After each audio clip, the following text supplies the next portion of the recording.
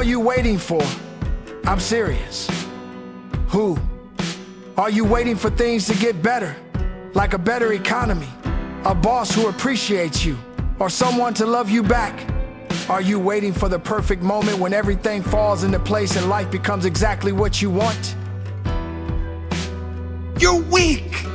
Tell yourself the truth. Because until you do that, until you look in the mirror and acknowledge that you are the problem, you'll never be able to grow into the person that is capable of achieving all those things you want. You are the problem, the only problem. Your mindset is the problem. Your attitude is the problem. It is no one else's fault, it's yours.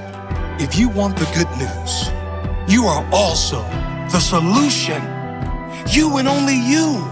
If you have character, that statement will change your life. If you have no character, you'll remain an average complaining hater like most other people.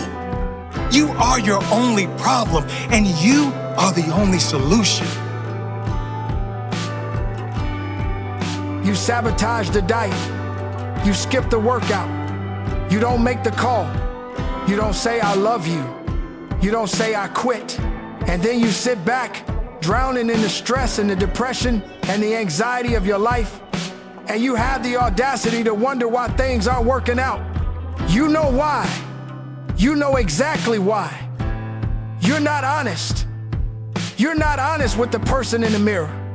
You say you want to be a lion, but you keep training with the sheep.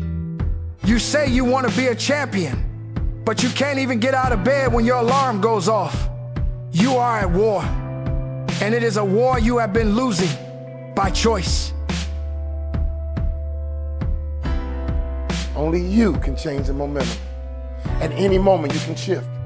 At any moment, you can change direction. You gotta create habits to get a harvest. But if you don't like your harvest, you gotta change the seed. If you don't like your harvest, you gotta change the seed. On a daily basis, what kind of seeds are you planting? Can I ask you a question? What are you working on right now? Are you working your way to the bottom, or are you working your way to the top?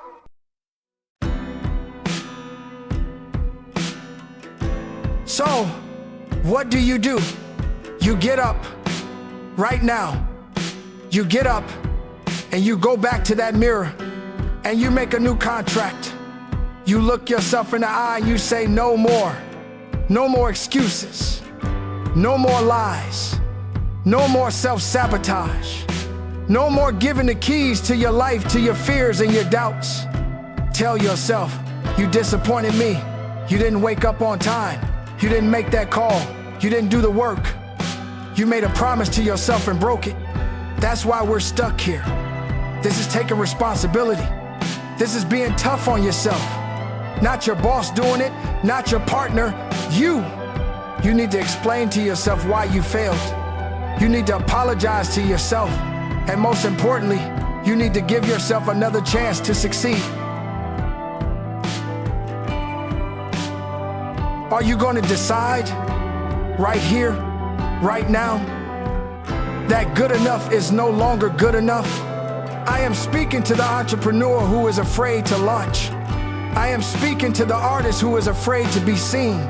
I am speaking to the parent who feels lost, to the student who feels overwhelmed, to the person in the back who thinks this isn't for them, to the person who has tried and failed 1,000 times. There is more in you. There is a fire in you that could burn down a forest. There is a strength in you that could move mountains. There is a genius in you that the world is desperate to see. Rise up. The world does not owe you a thing, but you owe yourself everything. Your new life starts the second you decide it does.